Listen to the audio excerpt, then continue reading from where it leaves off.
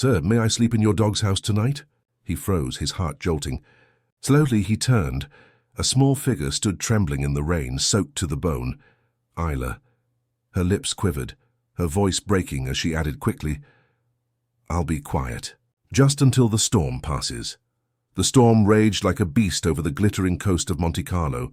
Rain hammered the marble streets until they gleamed like mirrors, waves crashing against the rocky cliffs, as if the sea itself wanted to swallow the city whole. On nights like these, the rich hid behind their crystal windows, their laughter and champagne insulated from the chaos outside. But out there, in the heart of the storm, a little girl ran barefoot through the flooded alleys. Her name was Isla. She was only 7, yet her eyes carried the weight of someone far older. Mud splashed her thin legs, her dress clinging to her trembling body like a second skin. She clutched a ragged stuffed bear to her chest, the last piece of a life she could barely remember. Behind her, echoes of cruel laughter still rang in her ears. The men had chased her until their footsteps faded into the storm. But fear clung to her skin even when they were gone. Hunger gnawed at her stomach, and loneliness wrapped around her like the wet night air. Lightning tore across the sky, illuminating something ahead. A sprawling estate rising on the hillside like a fortress of glass and stone. It was the home of Damian Hale, the billionaire real estate mogul, whose empire stretched from Dubai to Los Angeles. To Isla, it looked less like a house and more like a palace from a storybook. Its gates were tall, its gardens manicured, and its windows glowed with golden light. She squeezed through a gap in the iron fence, scraping her arms, and crouched in the hedges, shivering. She might have hidden there all night if not for the hum of an engine. A sleek black car rolled slowly up the drive, polished even beneath sheets of rain. The door opened, and Damian stepped out. He was 46, tall, broad-shouldered, his salt and pepper beard trimmed with the precision of a man who controlled everything in his life. To the world he was unshakable, a man who built empires and crushed rivals without blinking. But inside his mansion was silent. He had no wife, no children, no one to share the empire he had built. Damian adjusted his coat against the rain, already calculating tomorrow's meeting in Zurich. That's when he heard it, a voice. "Sir, may I sleep in your dog's house tonight?" He froze, his heart jolting. Slowly he turned. A small figure stood trembling in the rain, soaked to the bone. Isla. Her lips quivered, her voice breaking as she added quickly, "I'll be quiet. Just until the storm passes." For a moment Damian thought the storm was playing tricks on him. He had no dog. He had never wanted one. Pets were messy, unpredictable, but this child didn't know that. To her, even a doghouse was more hope than the streets. Damian, the man who negotiated billion-dollar contracts without flinching, felt undone. He crouched, his sharp eyes softening. "What's your name?" He asked. "Isla," she whispered, hugging the bear tighter. "You can't stay out here, Isla," he said firmly. "Come inside, at least until you're warm." Her wide eyes flickered with disbelief. "Inside?" "Yes, inside." And for the first time in years, Damian Hale opened his doors not for a tycoon or politician, but for a little girl asking for a corner of shelter. Inside, the mansion glowed like another world. Marble floors reflected the glitter of chandeliers. Polished wood and faint cologne replaced the mildew and smoke clinging to Isla's dress. She hesitated on the doorstep, whispering, "I'll get everything dirty." "Furniture can be cleaned," Damian replied softly. Her small feet left wet prints on the floor, each step a declaration that something had shifted in his carefully controlled life. Damian showed her the guest bathroom. The tub filled with steaming water, marble gleaming around it. Isla gasped.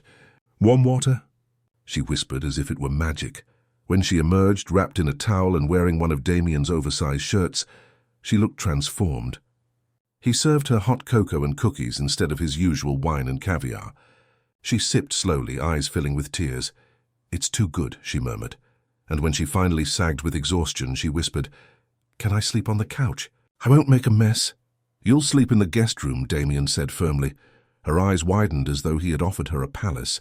That night, she curled beneath blankets softer than clouds, hugging her bear. Before drifting into sleep, she whispered into the dark, "Thank you, Mr. Damian." Those words pierced deeper than any accolade he had ever received. Over the following days, Isla began to thaw. She smiled shyly at the chandelier, trailed her fingers across velvet curtains, and stared at paintings like they were from another planet. But shadows clung to her. At breakfast, she tucked pieces of bread into her pocket, hoarding food out of habit. When cars slowed outside the gates, her body tensed. One afternoon in Milan, Damian took her shopping for clothes. Her face lit up at the sight of dresses and shoes, but she only dared to pick the cheapest items. "These are enough," she whispered. "No, Isla," Damian said, resting a hand on her shoulder. "You deserve more than enough." But as they left the shop, Isla froze. 3 men leaned against a wall, eyes locked on her. Her whisper shook.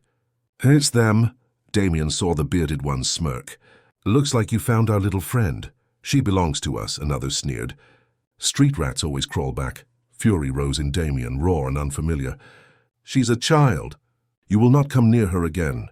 They laughed, mocking. Passers-by pretended not to see. For the first time in years, Damian realized his wealth meant nothing here. He handed them cash, not because he believed it would solve things, but to buy time. Back in the car, Isla buried her face in his sleeve. "They won't stop," she whispered. "They never stop." Damian tightened security, but shadows are not so easily kept out. Weeks later, when Isla went to a medical appointment with Clara Moretti, a social worker with kind eyes, the nightmare struck. 3 men cornered them outside. Clara's voice trembled over the phone hours later. "They took her. Damian, they took Isla." His world collapsed. A note demanded $100,000 midnight. Barcelona docks. "Come alone." Damian arrived, duffel bag heavy in his hands. In the flickering light of a warehouse, he saw her. Isla tied to a chair, face pale. "But eyes alive, Mr. Damian," she whispered. "Let her go," he commanded. Tossing the bag forward, the bearded man sneered. "Do you think we bargain with lives? She's worth more than money." Before Damian could respond, Isla's small voice cut through the tension. "You can't sell me," she said, steady despite trembling. "Because I know who you are." The men froze. "I heard you talking. Your name is Marco. You live on Olive Street. Your daughter goes to St. Mary's School." She turned to another. "And your mother's in the Naples hospital. You don't want her to know what you do." The kidnapper's confidence faltered, undone by a child's memory sharper than any blade. Sirens wailed in the distance. Clara had called the police despite Damian's warning. The men fled, cutting Isla free before vanishing into the night. Damian rushed to her, gathering her in his arms. She clung to him fiercely. "I knew you'd come," she whispered, and for the first time in decades, Damian felt tears burn his eyes. Weeks later, the Paris courthouse echoed with the gavel's strike. The adoption papers were signed. Isla, in her pale blue dress, spun in the hallway. "Do I look all right?" she asked, cheeks flushed. Damian knelt, voice breaking. "You look perfect." When the judge asked where she wanted to live, Isla answered with unwavering certainty. "With Mr. Damian. With my dad." The word shattered the last wall around his heart. From that day, the Hale estate was no longer silent. Laughter echoed in its halls. Paintings were joined by drawings taped to refrigerators. A soccer ball rolled across the garden. Damian even founded Isla's Haven, a network of shelters across Europe for children like her, children once left to the storm. One evening, Isla tugged his hand to a corner of the garden. There stood a small wooden doghouse she had built, painted white and surrounded by flowers. "For every child still looking for a home," the plaque read. Damian's throat tightened. "So you asked me once for a doghouse," he whispered. She smiled, eyes shining. "But you gave me a home." "No," he said, pulling her close. "You gave me one." And as the stars bloomed above them, Damian realized the storm that had once brought Isla to his doorstep had not been a curse, but a gift.